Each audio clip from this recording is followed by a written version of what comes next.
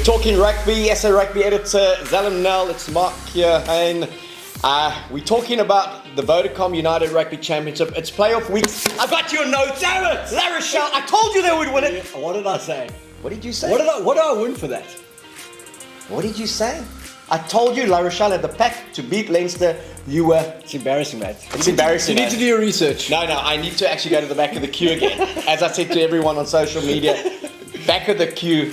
Oh, I'm not worthy, Master. I'm not worthy. Pure fluke. Pure fluke. You were so confident all the way through. Mate, La Rochelle to win. I like yellow. Yeah, Clement's also yellow. They hardly ever win the thing. But incredible call there. And a game that went down to the 79th minute. But the context, they should have wrapped them up a long time before that. The momentum certainly was with La Rochelle throughout.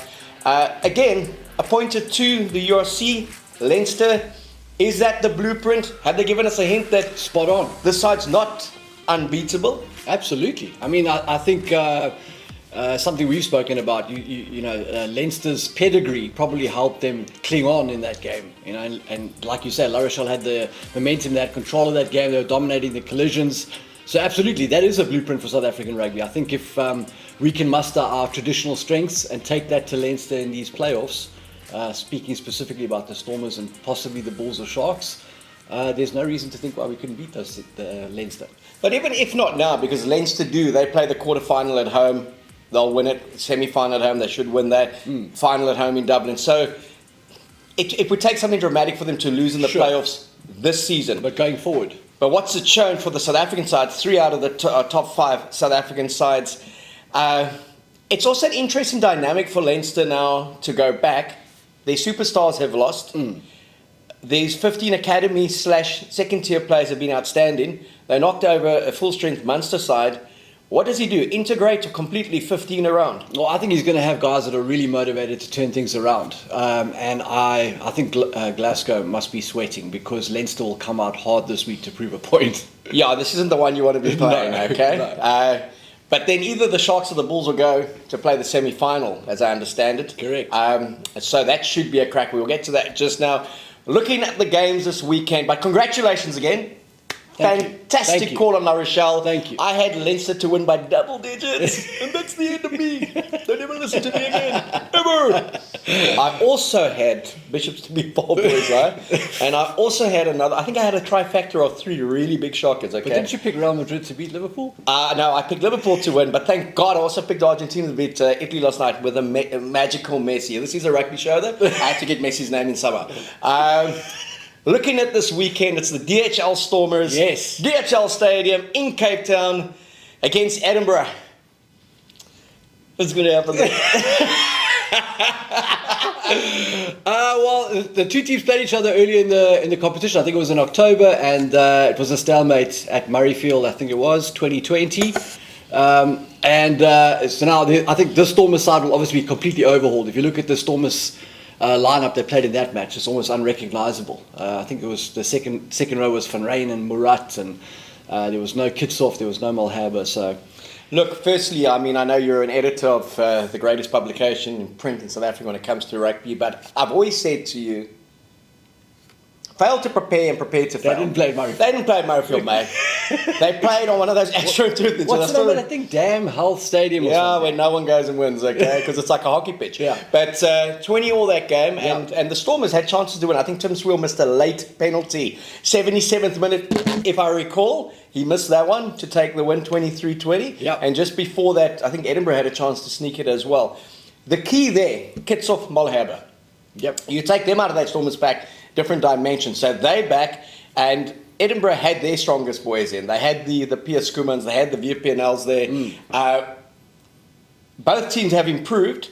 Edinburgh in the north on the road, not so good, but they surprised us here. They smashed the Sharks, and they should have beaten the Lions. I mean, the Lions were hanging on in that 59 win. Yeah. Any chance of them upstaging the Stormers? Look, there's definitely a chance. Please don't say that, Mr. La Rochelle! No! There's definitely a chance, but it is a very slim chance. I think you've got to back the home team quite comfortably. Yes or no? Don't be an Arsenal. There is a chance. There is a chance. On the other hand, there is a chance. But the bookies have got the Stormers, I think, as 11-point favourites in this I like game. that. Yeah. I like that. And I think that's a good number. I've got the Stormers by 12. A comfortable 12 on a crisp but not wet night in Cape Town. Okay, I'm going to give them 16 points. I think they're going to smash Edinburgh this time round. What? You just say to me that it's like It's possible. It's possible they could lose. Love it. But Love it. I'm giving the Stormers 16 points. I think Warwick Kalant, I think Damien Willemse in the midfield, which wasn't there in the first match, I think it changes everything for them. This is the guy who backed La Rochelle to beat Leinster. The only setting me up to fail. The only two people who did that was Ronan O'Gara and him, okay? So anything he says at the moment, we must bow. Don't bank it. No, bank it. This guy just hasn't been Broken wrong. clock. He hasn't been wrong. He hasn't been wrong. He's got Stormers to go 16. I've got Stormers to go by 12. Talk at the moment is that it's going to be that near capacity, which I think they can get 25,000 out of the 50. And that'll be the first time that DHL Stadium for a Stormers game will be at a capacity. And I think it's fantastic. And there is a buzz in town this week. People I'm speaking to are saying, Stormers to win. Yes. What's happening in Pretoria? Who do you think is going to win, Bulls or Sharks? So you're feeling that sense that we're in playoff territory. And it's just fantastic. And thank God the weather has changed in Cape Town. Anything that Edinburgh could do to just upstage the 16, 12-point predictions we have. So something Edinburgh is quite an anomaly in the league in the sense that they play a game where they are able to kick and recover that ball. And that's a common trend amongst teams that win. But for some reason, Edinburgh rank highly in that trend and yet don't convert into wins. So something hasn't been clicking in their strategy. And I think if they can answer that question this weekend, it could be a good contest. Somewhere in there, the Stormers' response to those kicks and how they exit is going to be key for the Stormers. And I think Edinburgh's chances rest on that. And how do you see the Stormers playing? I think they're going to carry on doing exactly what they've been doing, is using their set piece to create some pressure and then using their kicking game to harness that pressure into opportunities to score from turnovers and kick receipt. And Dave, from a South African perspective, talking to South African rugby public, who are the danger players in that Edinburgh side? Oh, mate. I mean, they've got Bafeli, the fullback wing, has had a great season, one of their leading try scorers. Kinghorn has been good for them. And then obviously their pack of forwards is a solid, tight unit. So it's a matchup of two teams that play some similar rugby. Bafeli and Kinghorn, it sounds like something out of Game of Thrones. Hey, thought you'd throw me the main course platter. So looking at the front row, Piers Koeman's had a lot to say this week. Vier Penel's had a lot to say. Kitsy smiled quietly. Frans Malherbe never says anything. He just goes out there and smashes guys. That to me is going to be, that first scrum is going to be like quite delightful. I know the Stormers are this all-out attacking team. We would like to see Willemse and Galant play and Mani Lebok do his thing. But I know Tank Lanning would agree with me on this. Absolutely. I'm waiting for that first crunch time, eh? Yeah, no, I'm looking forward to the first scrum too. I feel like some of the hype around that part of the contest may be a bit exaggerated because I can't see Kitsy or Malherbe losing too much sleep about Vier Penel and Piers Koeman, if I'm honest. You know, I think Piers Koeman ended up overseas for a reason, and you know he's going to do well with his career. but I don't think Frans Malherbe is losing too much sleep about it. And this is a great, and maybe that's what brings the best out of Piers. This is a great opportunity for him to really do something. And we do have an Irishman referee, Frank Murphy. Two of them in the playoffs. Interesting. What do you make of him? Oh man, I can't say too much about Irishmen. And clearly, you haven't done your prep. You don't know who that is. Okay, moving on from that. Loftus, 25,000. They say he's going to be there. Jake White's Bulls, it's about revenge.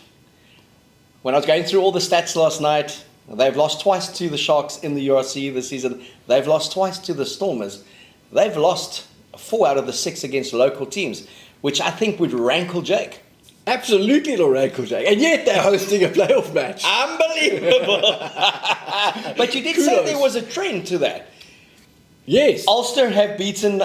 they've lost twice to Munster. Or Leinster have lost twice to? Ulster. Ulster have lost twice to Munster. Yeah. And it's Leinster and Ulster who are hosting. Correct. And anyone else, and the Welsh team, they just lose to everyone, okay? So we're not talking about that. They're not even in the top 8. Yeah, I mean, there was a time where the Sharks were struggling to win up at Loftus, and then surprisingly they went and won 29-22 against a 14-strong/weak Bulls team. Yes. They played in February, so December, February. We're now basically into the first week of June. How much has the Sharks grown in comparison to the Bulls? Is it right to even look at those two games, or do you think it's a completely different ball game? Well, I think the whole competition has been an evolution, like a jam-packed evolution over a short space of time. Because, like I mentioned earlier, if you look at the Stormers at the start of the season and where they are now, it's chalk and cheese. And to some extent, that applies to all of those teams. I think the South Africans have been finding their feet in this comp, and there's been growth and development and changes because of it. So I'm not really sure where the Sharks are. They are blowing a bit hot and cold. The Bulls started the season like that. I think maybe the Bulls have found their recipe and are probably a little bit more settled. But the Sharks will be itchy to bounce back from that loss against Ulster. Which team do you believe has the better chance of going to Dublin and stunning Leinster? Wow. The Bulls or the Sharks? That is a tricky question. I think the Sharks have got big play ability. I think Fussy in kick receipt and kick return is a very dangerous player. And maybe the Sharks could surprise somebody. But they're also more likely to lose by 40 points than the Bulls are. I think the Bulls are probably the more stable side of the two. But yeah, whichever team goes through, it's going to be a hell of a clash. But this is a great opportunity for our famed Galacticals To step up. to step up and say we're worth what you invest in us. Yes. We were brought here to get you into the playoffs, potentially win it for you.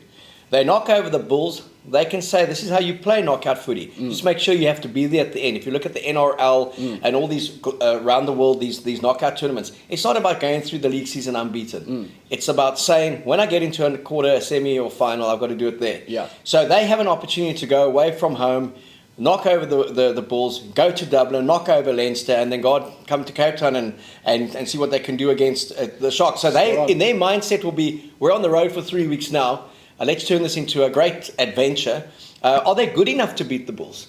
I think they're definitely good enough to beat the Bulls. And your earlier point is actually very valid, yeah, because that Sharks team, that pack is made up of a bunch of Springboks who are going to be in action very shortly. And to be brutally honest, the Boks have not been playing their best rugby in the United Rugby Championship. So if the guys are going to switch on, Oxenchair, Thomas du Toit, Bongi, Sia, if the guys are going to switch on and sort of live up to their reputation, now's the time to do it. And I think maybe that switch is flicking. And is that an area where we've looked, and the Bulls have played some great rugby. We know they've got a fantastic loose trio and a very decent back five. Yeah. But it's that front five combination that has struggled, and we've never seen that Bulls set piece dominance throughout the tournament. They've kind of got away with winning games because of all the other things. Yeah, I think if you give this Bull side a world-class tight head prop, and this goes for any team, but specifically this Bull side, you give them a proper tight head prop and complement that with a guy at loose head who can do the job as well. I think that's a completely different ball game. Look, Kanye, he was away in Japan. He came back a bit rusty in that first game. He'll be a lot better for that experience. Absolutely. I keep on going back. People think I've got something against Kerwin Bosch. I have nothing against Kerwin Bosch outside of the fact that he's a fantastic schoolboy talent. And his game was suited to kicking 20 points at schoolboy level. One of the best boots. That he has defensive frailties. He has frailties that still haven't been kind of improved on in the last 3 years. And I think he has a future in the game at club level in Europe, not at test level. But he needs that Sharks pack to be on the front foot, and they need to play percentage rugby. Absolutely. And take his skill set, which is, I have one of the best kicking games, and use it, because they weren't doing that when they played Ulster. He was more like a link player. Spot on. And I think that's been the thing that the Sharks have struggled with, is they've gone away from the kicking game that worked so well for them. A couple of years ago, that contestable kicking game and the chaos that came out of that put them in the frame to be the top South African team, and that's what's missing. Retribution for Kerwin Bosch, given the Currie Cup final when he went up there. I was one of the saying, this is the game to turn it around. Yeah. He missed 4 or 5 kicks, admittedly 3 of them from 50 metres, and the Bulls put the screws on them. The Bulls have had good success against them in the Currie Cup. URC, very different. And if the Bulls are to win it, where do you see them winning it?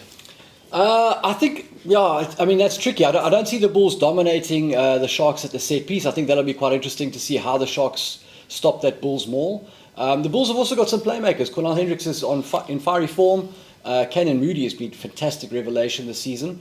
So it's the broken play. I think that's where the Bulls can catch the Sharks. The Sharks like to gamble a little bit, and when things go wrong there, I think the Bulls have the capacity to turn it around. Is it relevant home ground advantage when it's a South African team going north, for example? Definitely. Sharks to Loftus, 25,000. That's what Jake White, Edgar Rathbone and Willem Strauss are saying, that they will get that 25,000 in.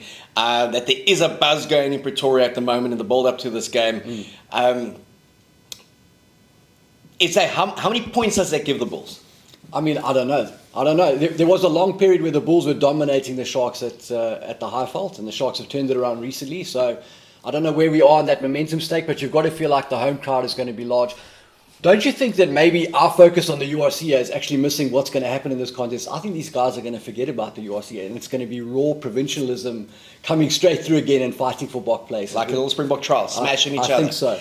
But if I can ask you, because you've said a lot of I don't knows, and this is going to be really tricky today. You were so confident about La Rochelle, even before the semi-final, that they won against Racing. Yes. And so confident that, no, they'll come. They'll be there at the end. Yep. On Twitter, we even sent you that little train smash coming. And we had a good laugh about that. But I don't kind of get that same confidence when you talk about the Sharks or the Bulls. I don't have it. I don't know who's going to win this game. I wouldn't know which way to go. I think Game for a draw. The bookies have got the Bulls as 5-point favourites. I like that. Yeah.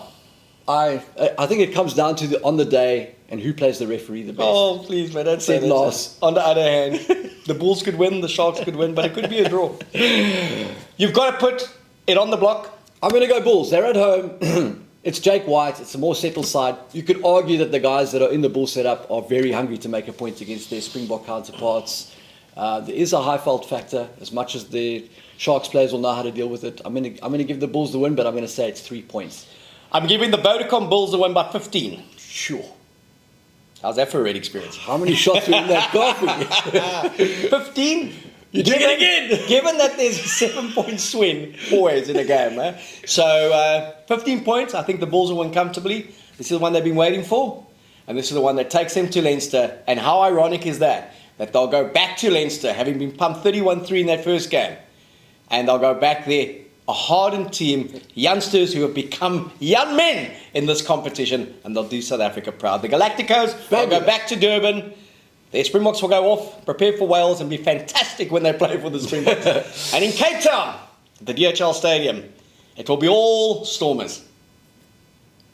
Anything to say to that, bud? No, I like it. I love your optimism. I hope you're right this time. Well, I've taken a bit of your La Rochelle optimism and I've kind of transferred it. And we must speak with confidence here. And it reminds me of an Uli Smith story with Sean Fitzpatrick. And 1992, they played in that one-off test. And every time Sean Fitzpatrick looked up from the bottom of a ruck, Uli Smith just decked him, okay? And he screamed, "That's from over there." And he said he couldn't make out what he was saying. So eventually after the game, he said they don't take the stuff off the field, but they were having a beer. All Blacks won 27-24. Box scored 2 late tries. They were happy they'd won at Ellis Park. 1992, their return. Fitzy says his mouth is cut on both sides, his nose is cut, he's lost a few teeth. He's been pumped all day by Uli Smith. And he goes and asks him, "What were you saying?" He said, "That's from Adri." So Adri Geldenhuys, this big bruiser who played for the Boks, played for EP in the day, had played for the World 15 against the All Blacks and taken a bit of a beating off the ball. And Uli had assumed it was Sean Fitzpatrick. And he said, "But that wasn't me, mate. That was Richard Lowe." And Uli said, Uli looked him in the eyes and said, "Sorry." So if I am wrong on Monday, all I can say to you guys is sorry. And if I'm right, you'll never hear the end of it. Fabulous. So yeah, it's going to be a great weekend of rugby. I'm glad we got to this point. It's been a nice build-up. It's nice to see the youngsters in form, but also the veterans. I'm looking for big games from an Evan Roos and obviously a Dion Fourie. 2 bruisers up front, and I think this could be a Damian Willemse night, okay? I'd like to have been an afternoon kickoff, but it is 7 o'clock in the evening. And then from a Sharks Bulls perspective, I really want to see those Springbok Sharks players stand up and have a strong performance. Yeah. I'd love to see Kerr and Bosch actually have a good game. But I think the Bulls collectively at home, too strong. And I think Cornel Hendricks will have another one of those crackers. That guy just doesn't go away. Yeah. And Ulrich Lowe. So Ulrich Lowe and Marcel Couture, important those guys continue to play well. Spot on. It's been fantastic, Zels. We will chat URC again next weekend, and hopefully we'll have 2 South African teams in the semi-finals. We haven't touched on Leinster Glasgow because we know what's happening there. 30 points.